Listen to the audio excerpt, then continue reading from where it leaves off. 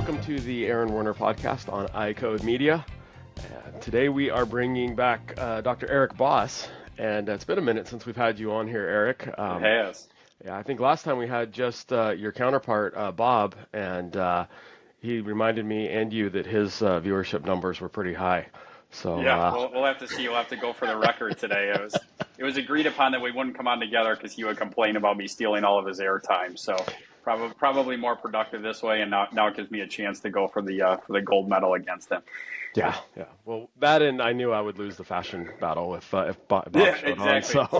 So. Same. I left my scarf never in the felt more closet. Conservatively dressed in my life than when I travel with him. So. Good stuff. Well, thanks for coming on. Before we jump into it, I think most know who you guys are, but give us a real quick intro as to who Eric Baas is and what you're doing. Yeah, so I'm Dr. Eric Baas, co-founder of iCare Advisors. We assist cold start practices from beginning to end through the process of the very first steps of putting together the idea, putting in force a game plan, applying for financing, securing a location, going through the design construction process, sourcing, selecting all their equipment, all of their frame lines, assisting them with HR support, branding, marketing, employee onboarding, practice operation after they're open.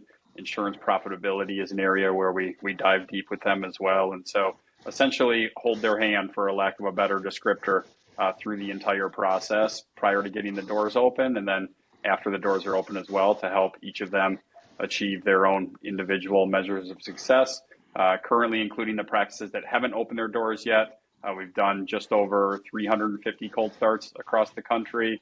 And then I also teach the business of optometry course at the Illinois College of Optometry, which keeps me plugged into the academic world. And just last night, actually, we had a meet and greet networking event with a bunch of first and second years at ICO, talking about state association involvement, AOA involvement, and then also just, practice paths forward. And one of the biggest things that we talked about, which is always something I try to impress upon individuals through, platforms like this, is we're all about education. We're not about telling people one way is better than the other. We're not about convincing people the cold start practices. If we have to convince you, you shouldn't be cold starting.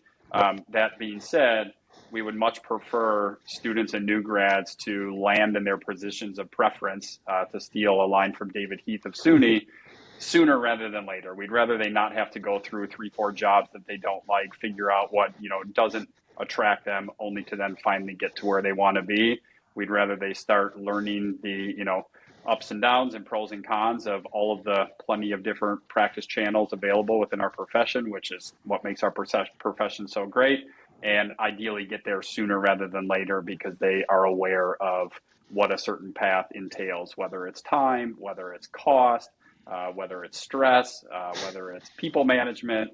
All of those things we just want to make sure we get in front of them, not to convince one way or the other, but to educate them and let them make an informed decision along the way. So, awesome. So you do a thing or two. And, a few. A few things. I operate better with more irons in the fire. There's no doubt about that. Isn't that interesting that some of us just do better under pressure? Yeah, no question about it. And it was that way for me when I was all the way back into, elementary school forward. The more kind of balls that I had in the air, the better I felt like I performed in any given area. And once I got to certain points in my career where I had periods of downtime, it was needing to find that next thing. And much of that is kind of how iCare Advisors started, 10, 15 years ago, was a brief period of downtime and, trying to kind of figure out where to apply my skill set and, chasing after the things that I was most passionate about that were most fulfilling. So very cool. Well, what is it? What do they say, that idle hands are a devil's playground, right? Yeah, and, exactly right. Right. The business for you. So, so for those who don't, who don't know you and your journey here, a lot of people like to be in the space of helping others, coaching others, whether it's a life coach or a personal coach, or in this case, a business startup coach.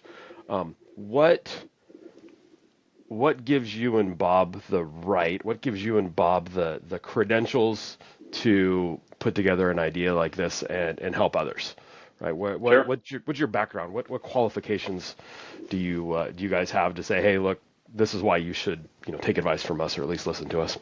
Yeah, absolutely. It's a great question. And, something that I always say is, you know, people shouldn't bestow themselves an expert in any given area. It should be bestowed upon them by others. Hmm. And that's really kind of how this journey happened. So if I go back all the way to childhood, I grew up in an education family, dad a principal, mom a teacher, my sister's a teacher. So it's kind of all I ever knew. I was always involved in mentoring and tutoring programs from junior high, middle school onward. When I got to ICO, for me, residency was a non-starter. I knew that I was going to go that path because I wanted to be involved in the education side of optometry. And from there, it was really just, sort of taking advantage of opportunities as they came along. And that was being an associate in a practice where I went through the buy-in, buy-out process only to kind of get the door slammed in my face at the 1 yard line, which has really kind of become the, broken record story that we hear now from the client side of things. Then transitioned into cold starting a practice, then came back to the optometry school in a full-time administrative capacity to open up a new clinic called the Rosenblum Center, where it was managing a significant number of staff and a high patient volume and a huge, at that time, I think it was a 6,400 square foot build out with 12 exam lanes. And so in that time, sold my first practice and really kind of got to a point where, and same for Bob, who took a different path to kind of get to the same place. It really just became the culmination of our experiences and, quite frankly, making mistakes along the way, learning things the hard way, figuring out what we would do differently. And there were a number of doctors within the Chicago market initially that would reach out to us for assistance for, hey, I'm starting a practice, I need help with this. What did you guys do? But they never came to us until it was a mistake had been made or they landed in a on a landmine. So it was always, I'm out of money and I haven't even opened yet, or I'm in this location, I don't have any patients. And so something where Bob and I kind of got together and said, if we're really going to help people with this, they're reaching out to us for help. We didn't even have the idea or anything up to that point. We really need to start at the very beginning before any of these critical decisions are made to make sure that we can avoid all the pitfalls every single step of the way and put them in a position for optimal profitability and success. And that essentially is how iCare Advisors, was born. We initially thought we would just start in the Chicago market, do a few practices on the side. I was still working full time at the optometry school and administratively running my practice. And it really kind of took off. And it was something where we fell into this area of unknown need to the extent that it was. And it really just kind of caught on. And from there, moving forward over the years, we've really relied on expertise and reputation to propel the business forward. We've really never done any measured marketing or any pay for play or anything like that. It's really been organic referrals from the individuals that we've worked with along the way.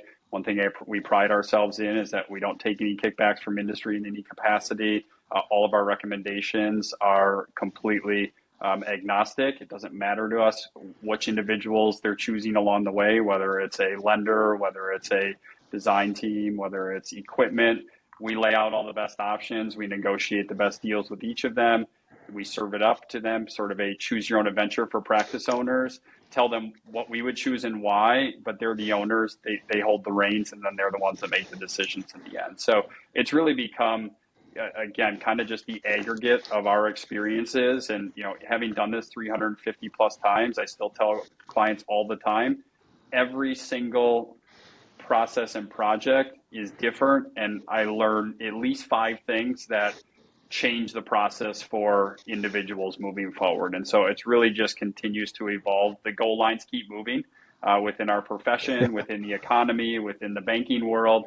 And so that's something where we have to kind of, continually keep up with the trends and with the changing of times to make sure that we're still positioning those individuals just as well in the current climate versus the COVID climate versus the 2009, 2010 climate, 2008 climate when I opened with, 11% interest rates. And so Yep. there's a strategy for all of it. We just have to acknowledge the challenges and the hurdles at each step and then make sure that we're navigating them strategically to make sure that people, can avoid the big mistakes along the way.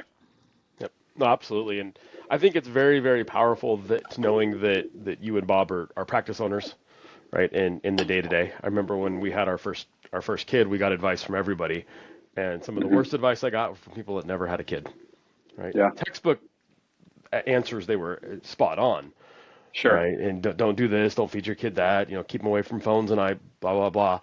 But when you're in the middle of it and the world's falling apart around you, or it feels like that, right?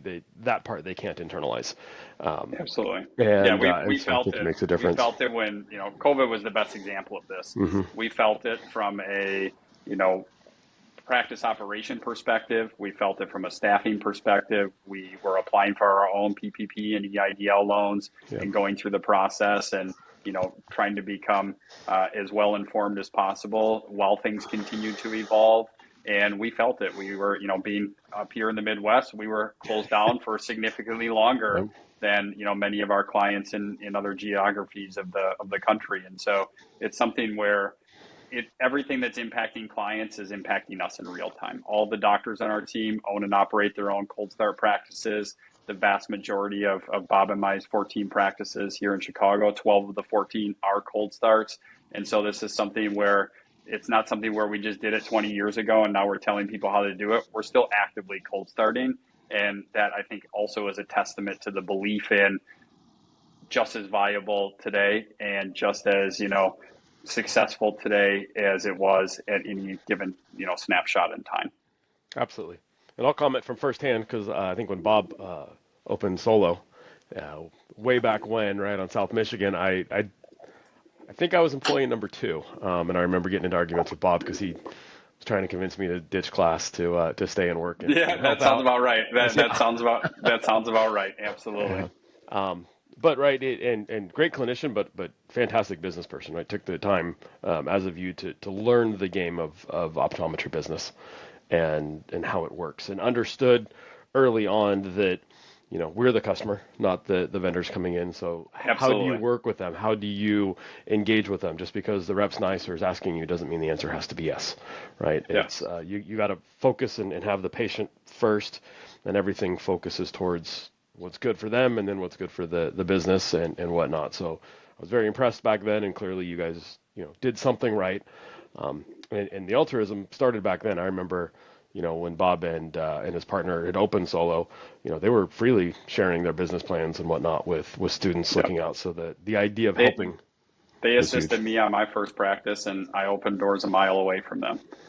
And so it's something that is, I think, valuable too when we're educating others on that as well. Is you want to pay it forward, and Yep. the number of things we've done in our business careers where if we were to tell them to, and we have, shared them with business consultants and others, they're like, oh my God, you guys can make way more money by doing this. You can make way more money by doing that. And it said, yeah, but we want to sleep at night, and the Hmm. altruistic approach has gotten us to where we are, and we always with so many irons in the fire, you never want to be in a position where you have to worry about what you did over here versus over there. You try to just stay the course in all aspects of your career, personal and professional, and it ideally reaps the benefits long term, and that's something we teach to the students as well is don't chase a dollar amount, don't chase a salary, don't chase numbers, chase fulfillment. And I promise you the money will come if you do what you enjoy. You're going to be more productive. I do a lot of the contract reviews over the years for new grads, and it's the same discussion is yes, there may be a 10K, 20K difference between what job A versus job B is going to offer you, but really step back and think about what you're going to get from each of those opportunities and where those opportunities may lead to. And I promise if you trust your gut and go with the job that you think is going to be more fulfilling, it'll put you on a better path. 100%. My favorite quote ever in life is from Zig Ziglar, right? And his name is slowly becoming less and less known, but he was the original Tony Robbins, and Okay. his quote was, "If you want everything in life, actually it was sorry, you can have everything in life you want if you will just help other people get what they want." Yeah, Right. there you So go. Absolutely. That's it's great. Couldn't agree exactly more. what you guys are doing. Um, so it's pretty neat. And you also mentioned experts and having it bestowed upon you. It made me chuckle. Our good friend Lori Sorensen Yeah. says all the time that the definition of an expert is a person who's made more mistakes than you have. Oh And yeah, for sure. so learning along the way. But going back to the idea of paying it forward, I think something that's really neat for you guys, and I don't know if the world knows this, I think they should, is too often in our industry, in any industry, right, that we want to be the person on stage, right? We want to be the guy, we want to be the hero, right? Everything revolves around us and it's around our name.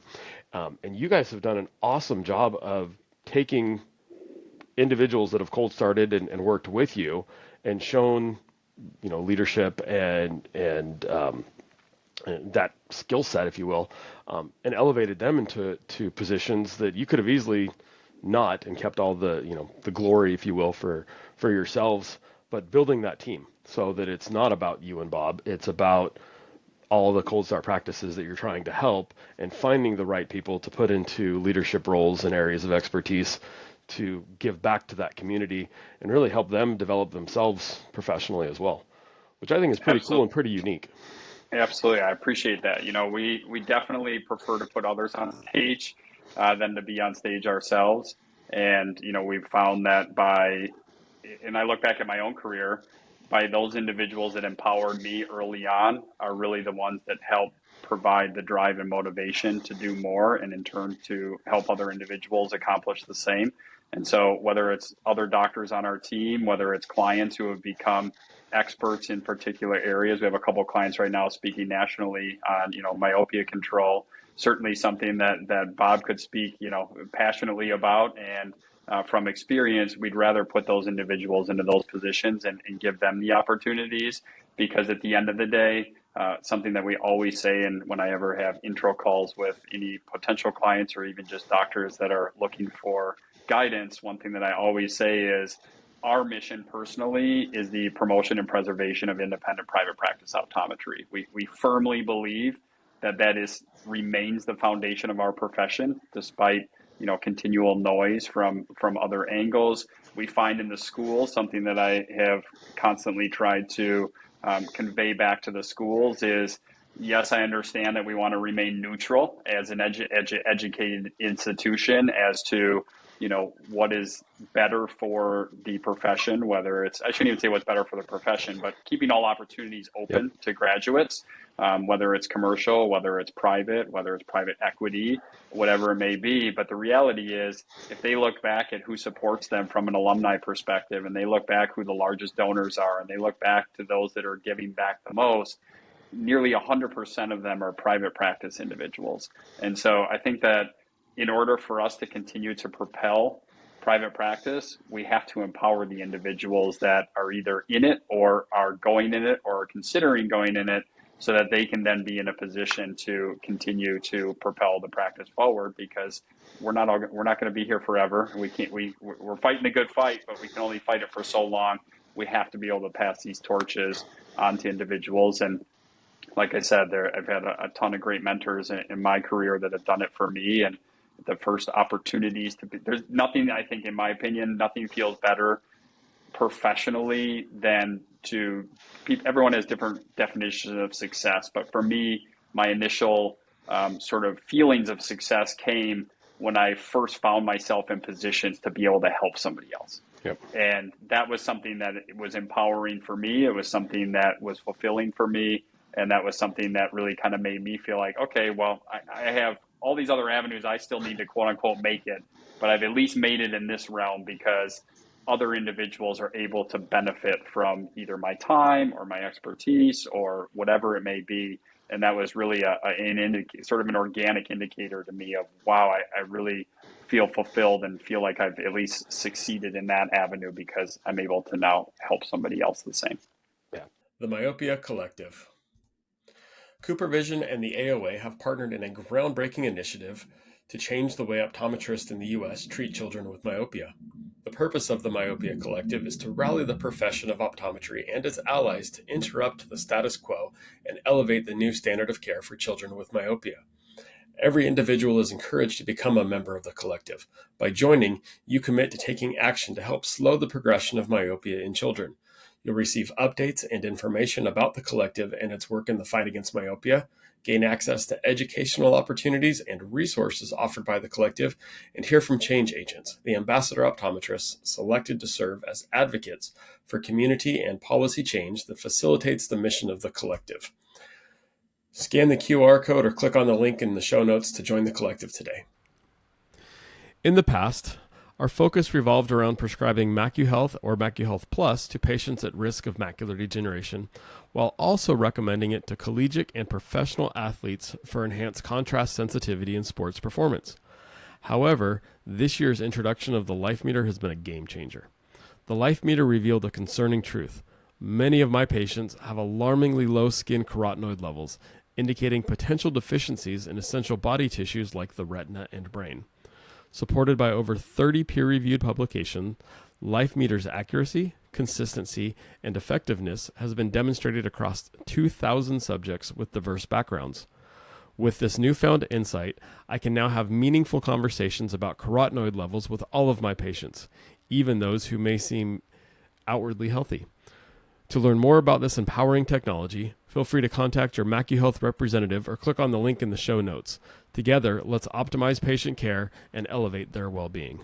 Well, that's a really good feeling, and being able to identify what your definition of success is, I think, is important because it is different for everybody. And Absolutely. I love helping people. My dad loves being in the clinic, seeing patients. Everybody has their own sense of fulfillment. I've noticed that for you guys too, right? Because you're not cookie cuttering these practices. They all look different. They all have different goals of what they want to do. I was talking with Chandler Mann last night, actually. He was out in Los Angeles getting ready to give a awesome myopia management. Oh, Chandler's great. And it's rock star. I mean, you probably know his numbers better than I do off the top of my head, but he hit what most practices dream about hitting, within 10 years in his first 2 years. Absolutely. But still humble as can be, and called me and said, "Hey, I'm giving this lecture. They hired me as the expert to come out and present on myopia management. Here's what I'm thinking about doing. Aaron, what do you think?" And to have guys like that come from a community like yours that have that, I don't want to say humble because it's not a humility, but it's a recognition that like you need a community, right? And so let's work together to make it all better for the end user, whether it's the patient or the other clinicians that are trying to help patients. Absolutely. You talk about success, and something that we say frequently is, our job is to do everything we can. Everyone's success of survival versus failure in the world of cold starts is essentially the same, right? And so I think it's a relatively shared definition. And so our goal is to first ensure survival, but then secondarily position for success. And for some doctors who are cold starting, success is getting to a 3-day doctor work week as soon as possible. For others, it's, taking the practice to the moon year over year over year. And when they hit 1 million, they want to hit 2 million. And when they hit 2 million, they want to hit 3 million. And when they hit 3 million, they want to build a building and expand and make it larger. For others, it's multiple practice locations. For others, they know right out of the gates, their goal is to effectively roll up and sell the PE as soon as possible at a given timeline. And so the foundation for all of that is relatively similar from a financial perspective, from a strategy perspective, but that doesn't mean that each of those practices looks the same, feels the same, acts the same.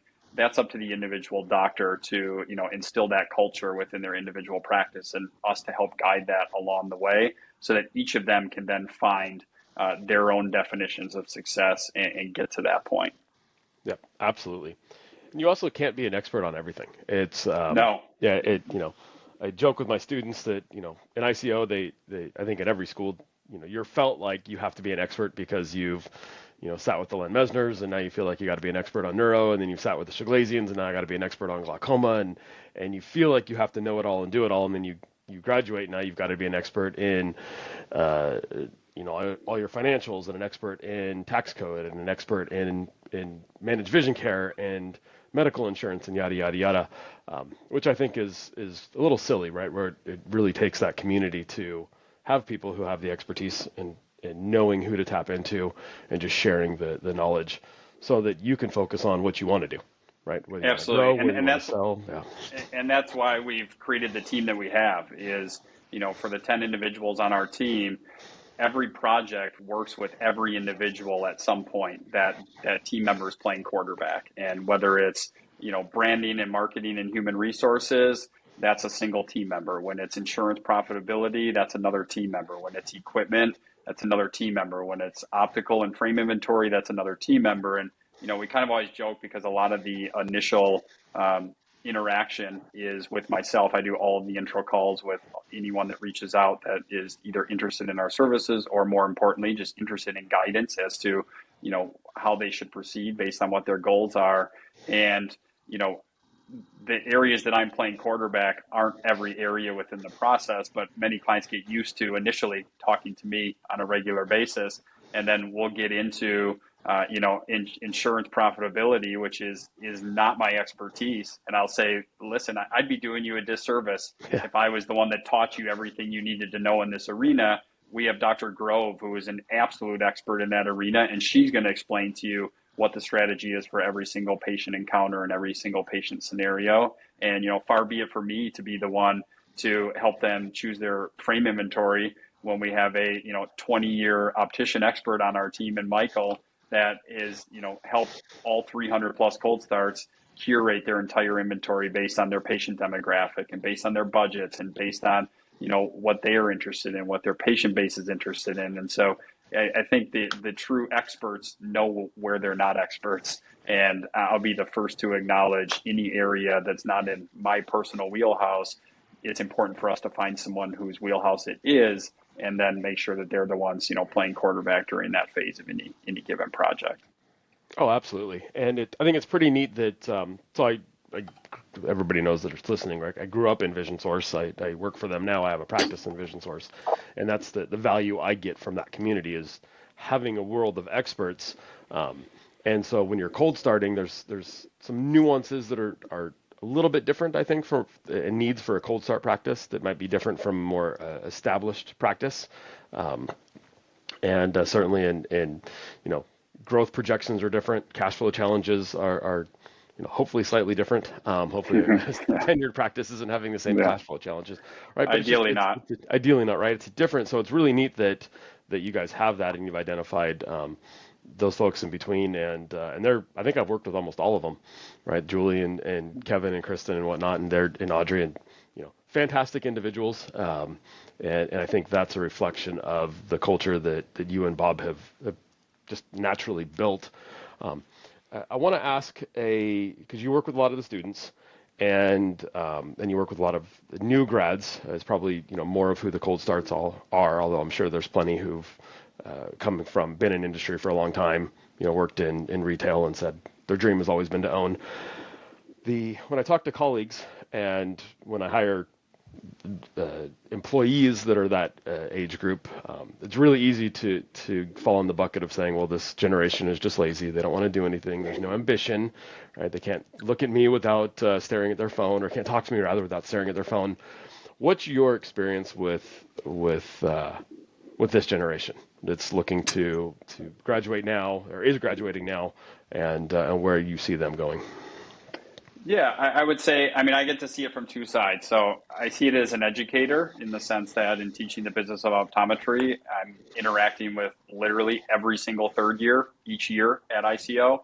And so that includes the student that has zero intention of ever owning a practice in any capacity and is planning on, essentially following whatever initial job opportunity presents the most money, all the way down to the student that before they even came to optometry school, they may be a second generation optometrist like yourself, where they know right out of the gates they want to be a practice owner. They're going into, they're in private practice club, they're shadowing practices, they're doing all of these things. And so certainly the latter group, you don't see it because, of course, they're already motivated when they come in. They recognize the challenge of practice ownership and the pathway.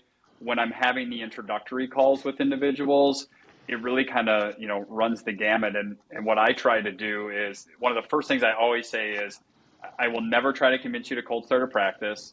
I will never try to convince you to work with us. I'll educate you on the process. And if at the end of this call, your stance on starting a practice has swung all the way to oh my God, this isn't what I expected. I definitely don't want to do it. I've completely succeeded.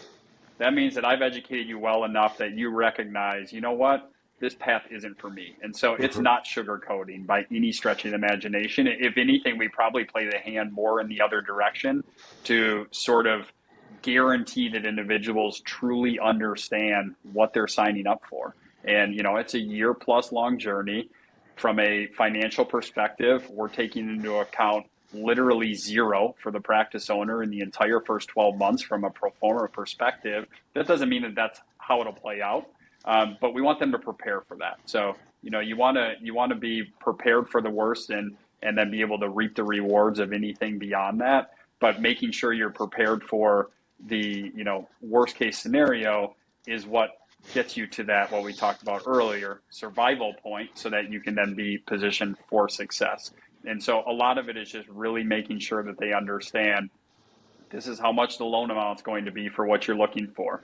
This is the size of the location that is affordable for that loan amount, which is always a hot topic of discussion because many docs, if they've been out in an established practice, they're practicing in footprints significantly larger than what a cold start can afford, or what's going to drive revenue enough based on what their expenses are for a cold start in the early days as well. And so it's really just educating, and re-educating on the process so that when those interactions end, they're either, even more excited than they were when we began the call. And they say, you know what, I get that this is going to be really hard work. I get that this is going to be a challenge. I get that based on where I'm at in my career, this might feel like an initial step backwards, but I see the light at the end of the tunnel. I'm ready to grab the reins. I'm ready to dive in and go. And then you have the others where they get done, and we'll have individuals come to us that say, I just had my second child and I want to be able to travel with my kids and have the flexibility. And I say, well, that's fine, but you need to understand that that's probably not going to be in the first 3 years. That's going to come thereafter. And some just haven't considered. They just immediately associate, if I own the business, I can effectively do whatever I want from a flexibility schedule perspective. I can close when I need to close. I can open when I want to open, not thinking about the implications of the need for volume, the need for patience, the need for, continuous operation that goes into the practices, and the need for cash flow, which the initial cash flow that the banks are providing, it only covers the operational expenses. It does not factor in income for the doctors that's opening. And so I would say kind of that was the long answer. The short answer is I think it still just sort of spans the spectrum as it always has, where you're going to, by virtue of the fact that they've gone to professional school, ideally, they might be in a more motivated group of individuals, certainly by virtue of the fact that they've taken it a step further and say, I want to own a business, I want to open a practice, I want to buy a practice, I want to own in some capacity. They tend to be more motivated individuals as well. But we also see the other end of the spectrum where on that phone call, it's clear they just expect us to open a practice for them and hand them the keys, which we won't do. And that's something that takes on a completely different turn in the discussion of, kind of a wake-up call of maybe this isn't the path for you. It's not to say that you're not going to succeed in the profession. You just may succeed and find a different path more fulfilling for you. Yep, absolutely. Well, I like to say with everything we do, it's all about knowing the rules of the game, right? We're all playing a game. Yes. And if you play the game without knowing the rules, it's the most frustrating experience. I think we've all been there, party night at a friend's house, and they pull out a new card game, and you don't know the rules, and you're losing, and people do things that are out of left field that they understand and you don't, and it's horrible. I think the only time surprises are good are scary movies and haunted houses. There you go. Exactly. And so kudos to you by helping them understand the rules and what that path looks like. No different than sports. If I'm playing football and I know that some 350-pound dude is coming after me to take my head off, I'm not surprised when he does. Right? It still hurts, but it's not a surprise. As opposed to when I think that we're playing two-hand touch and that same dude is coming to take my head off, and I'm not expecting to get tackled and end up on the ground underneath him.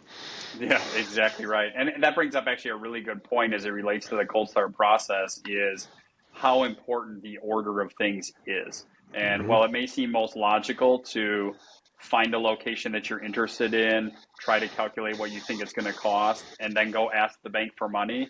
You actually want to do the exact opposite for a number of reasons. One, these loans, there's only a few national lenders in the space that are, competitively lending to cold starts. There's really only two in Wells Fargo and Bank of America.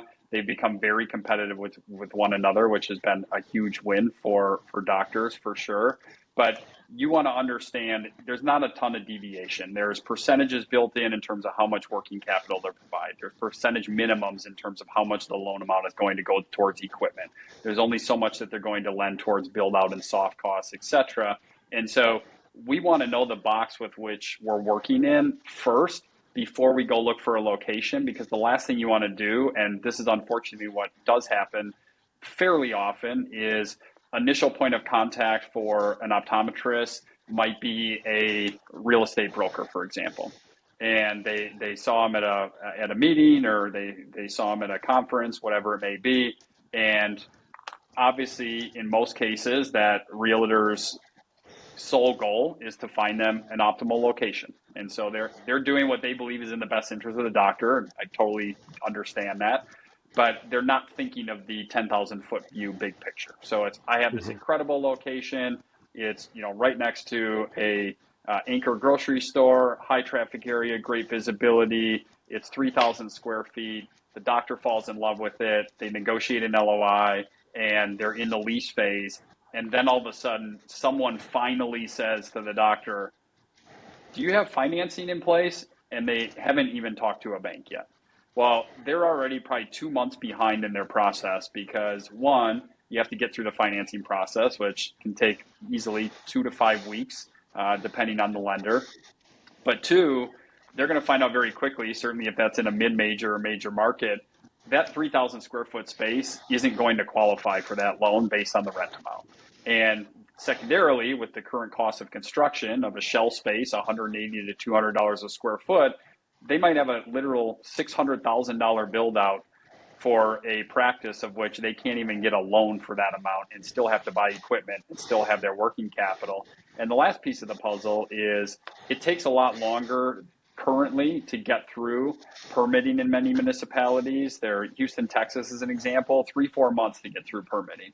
Well, you're just eating up free time that the landlord has given if you do it that way. If you start the design process as soon as your letter of intent is finalized, the deal's not binding, but it's probably 98% chance the deal's going through, you can spend a month or two doing design and get ahead before the clock even starts ticking. And so a lot of the other things to consider with this as well is in competitive markets, landlords want you to show them the money right out of the gates. And so in some markets are so competitive that to even submit an LOI, the doctor has to submit financials and proof of funding. East Coast, a lot of the areas right outside of DC is this way currently. They won't even consider you. They're not going to waste their time. They're not going to engage their attorneys until they know that you're a viable option. And a lot of them are owned by hedge funds and funding groups that they're only looking at numbers. They don't understand the value of optometry. They don't understand us positioned against a retail market. And so we have to educate them on those things. All of that's much easier when we're holding a piece of paper from Bank of America, from Wells Fargo that says you're approved for $550,000. This breaks down into your build out. This breaks down into your equipment and your hard costs, as well as your working capital. They're fully covered. Landlords are not used to tenants.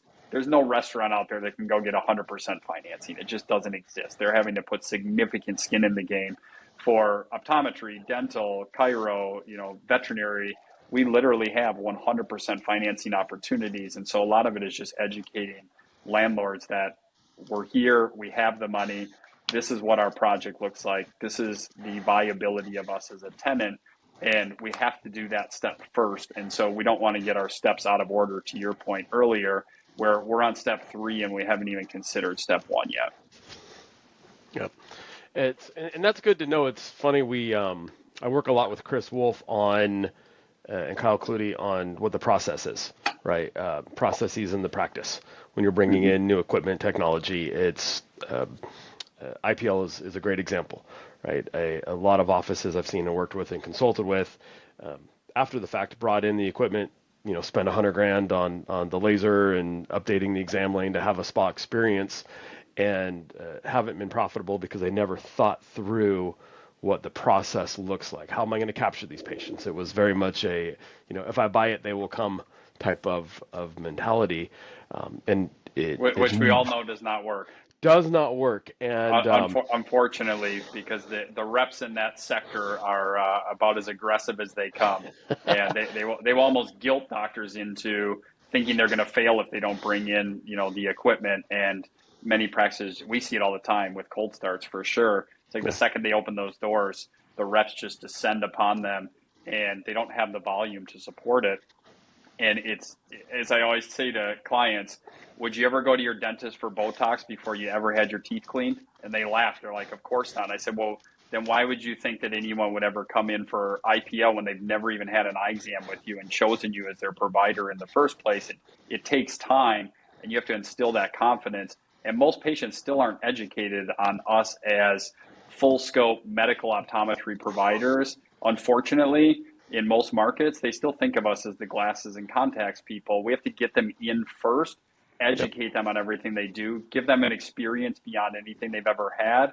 And now they're in a position to become a fee-for-service patient. Now they're in a position to take advantage of a lot of these ancillary services that we can offer. And, IPL being a perfect example of that. Oh, absolutely, right. And you've got to have that process of implementing. I don't care if it's IPL or edging in office or right, even managing glaucoma, right? If it's if you're surprised because you saw something and you're not sure what to do next and what the next step in that process is, you don't know. I like to relate it to that lazy river in Vegas, right? It's really nice when you're sitting drinking your shapely multicolored umbrella drink and the little floaty going around the circle. That's easy. But if you decide to get out and you miss the stairs and you try to go back against the current, all of a sudden that lazy river turns into this monstrosity that is incredibly hard to fight against. So to your point, right, understanding the process is really, really important. And I see it a lot on the buy-sell side when we work with practices because they've gotten advice from their friend or there's somebody else because they don't want to pay somebody who knows a little bit more. Or they don't want to listen sometimes. But there's so many nuances that if you line up your ducks in a row properly, it makes the process a whole lot easier than trying to go back against the current, if you will, to fight. Yeah, that's like Walt West used to always say, he who chooses to ride the tiger must first learn to dismount. And it's true, the dismount essentially being the process that you refer to is you don't ready, shoot, aim. You need to figure out exactly what you're doing first and then be in a position to understand, how to implement and execute. But you need to know what the end game looks like, and you need to understand that entire process. And IPL is the example that you used initially. You need to have patients educated on dry eye management, and you need to have them educated on all the things that you're able to offer first, rather than that being the thing that brings, a patient doesn't walk by and see IPL in the window and all of a sudden they walk in and make an appointment immediately. There's a number of steps that come before that, and those are critical steps, especially for a cold start when cash flow is so tight. Oh, absolutely. And for those listening from IPL, right, we're not knocking it. It's a fantastic technology and it works wonderful. An incredible practice builder for the right practices. Absolutely. The right practice and the right system, right? You could have the same thing with frames, right? If I have a whole optical full of Alex Martin likes to talk about push-pull brands, right? If I have a whole optical full of Blackfish and Salt or Blackfin and Salt and names that are really big but not known to consumers, it's really tough to attract them, right? It's really tough to have that system. Or if I've got every brand in the world, right? You're not going to have a high capture rate typically because it's hard to. I made that mistake. I made that mistake on my first practice. It was, adjacent to a college campus. I went out and I knew Bob's first practice very well, and high-end independent frame lines. And so I just went out and literally purchased everything I liked. And two things happened. One, I got done and I looked around my optical and it was like every frame looks the same. But two, I brought in all these frame lines that I was like, wow, this frame line's incredible, and they didn't sell. And I realized I had missed the mark on who my consumer was and who my patient base was. And I also one thing Michael on our team always talks about is the best way to sell frames is to tell a story. And you Mm-hmm. need to understand the story of a given frame line to be able to educate patients as to, they come in and they're inundated with Zenny optical billboards wherever they go. And it's like, okay, well, I see something for $7.99. What's the differentiator here? And so it's important that, same thing kind of what we talked about earlier, diagnostic equipment in some cases, or even, aesthetic equipment doesn't sell itself. You have to have the right individuals to sell it, and it's the exact same thing. You could have the best curated frame inventory in the country, and if you don't have an optician that is, well versed in selling those types of frames, you're going to just have an optical filled with expensive frames that patients aren't buying. And so that's something that is very important, and it's kind of the approach to all things is, what are the ROIs? What is Mm-hmm. the implementation strategy? How are we targeting these patients, and how are we educating them on the process so that they can make an informed decision? In most cases, we're not recommending anything to patients that we wouldn't do ourselves or that we wouldn't recommend to our own family members. We just have to educate them, and then they're that much more willing to take advantage of those offerings. Exactly. It's funny you brought up, I bought whatever I want. And I've seen this with you guys, and it's a really, in a positive way, it's a very key thing that I think a lot of us miss is we see the world through our own lenses. And I remember standing in front of, I was giving a lecture on optical, and somebody in the audience made a comment and said, "Well, that's not what I like." And I started laughing, and I said, "Well, quite frankly, I don't care what any 200 of you like, because not a single one of you are walking into my office in El Cajon, California, and buying a pair of glasses. So Right, none of you exactly. are my customer. None of your opinions matter to me because you won't walk in. And quite frankly, Right. my opinion doesn't matter either. I only care about the people walking through my front door and what they want. And that's a tough thing to do, is to get out of where you perceive the world.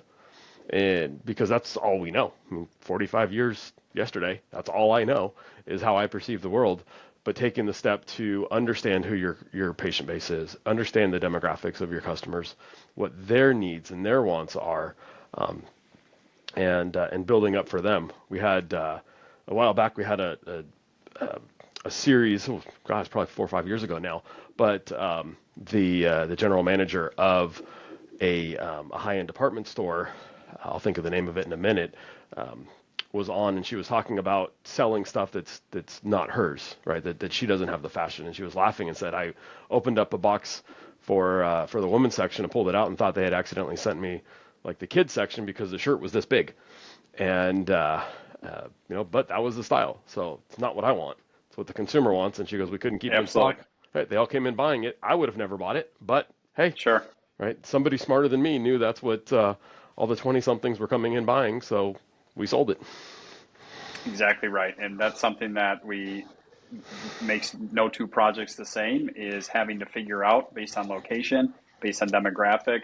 The first step we have all clients do is create a mission statement. And I think for many, it seems like sort of this arbitrary step in the process, but it's amazing how many times, first of all, trying to capture your entire mission within 2 or 3 sentences, but how many times we will revert back to that, whether it's frame line selection, whether it's service offerings, whether it's equipment selection, to say, does that really align with what your mission statement is and what you're trying to accomplish? And if we don't have an alignment between a practice's mission, a practice's offerings, and a patient's demands, we don't have a successful practice. But if you get those three lined up, and that's not a factor of just what the doctor wants, the other two pieces of the puzzle have to also be in place.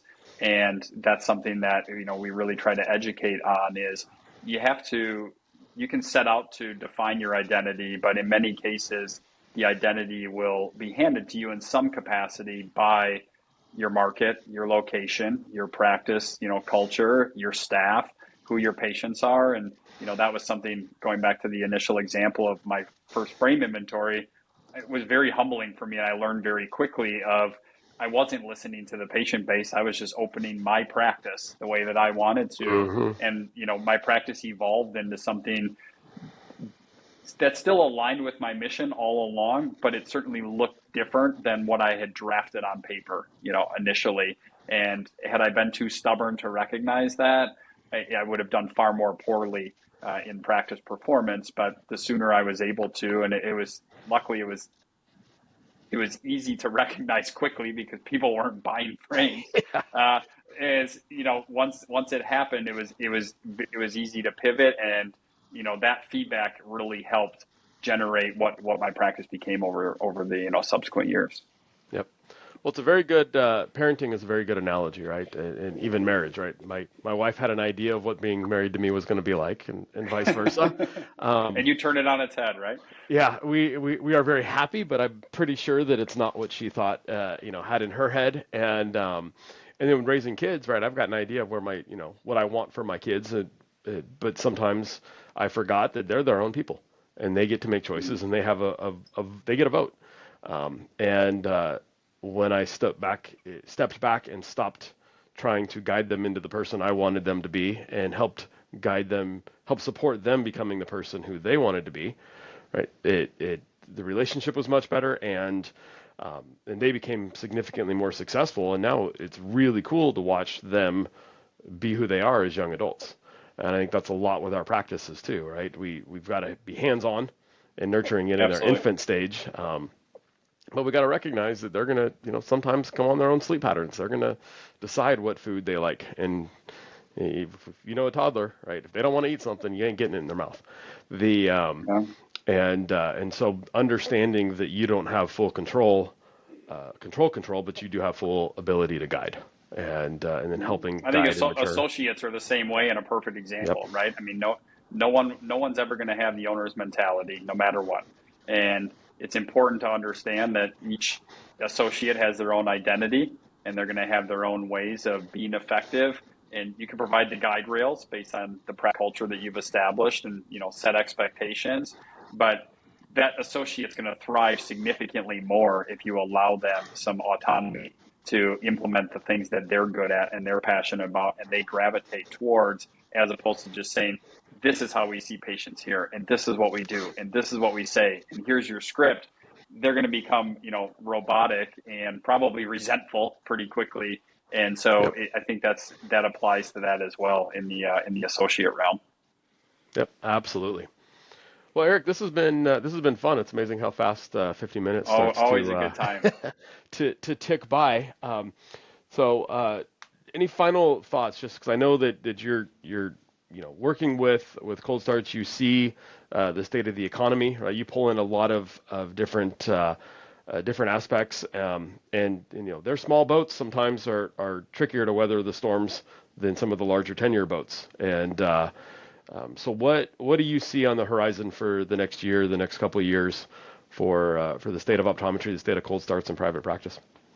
Absolutely. I had a very similar conversation with Matt Geller probably 4 years ago at this point, as we were working through and coming out of the pandemic. Went through the same thing when I opened my first practice in 2008, 2009 with 11% interest rates. And, the beauty of optometry is it really is a sustainable business model essentially at any time. Interest rates currently are actually dropping. We just had an approval yesterday for a client in the low sixes.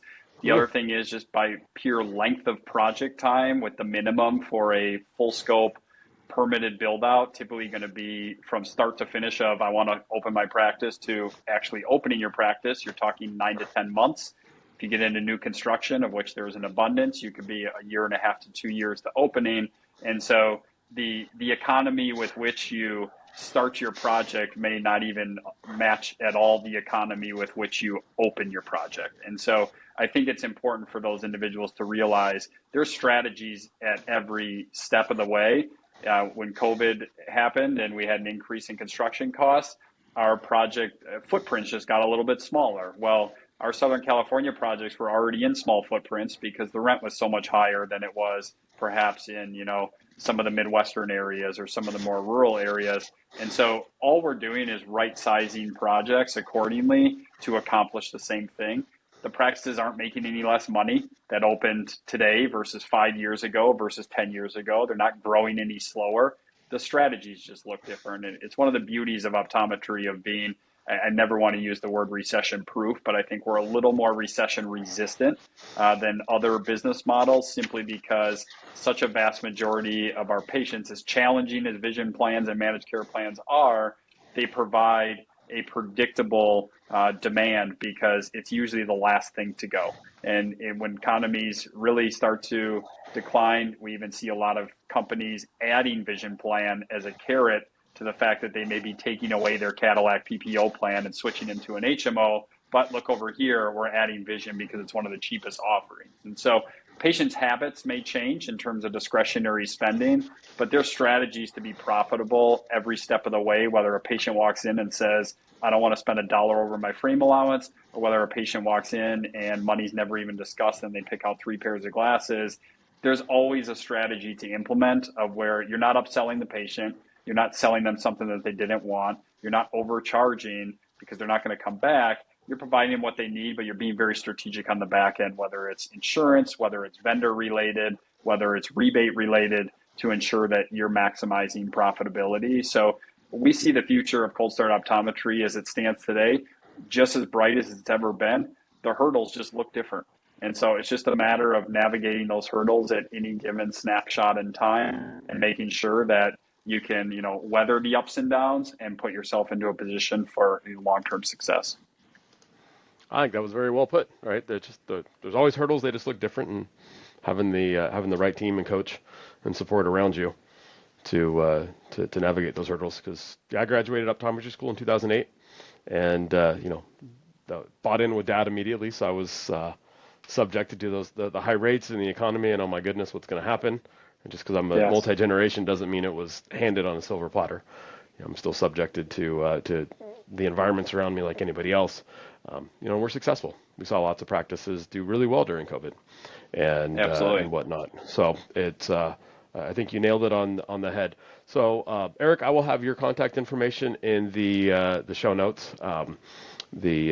So if anybody wants to reach out and connect and get some more knowledge and education and see really if this is a path for them, because sometimes finding out that this isn't your path is a huge step forward, because then you can close that door and figure out which door to go through, right? Absolutely. And if it is your path forward, the best time to plant a tree was 200 years ago, and the second best time is right now. So yeah, that's the truth. Well said. Awesome.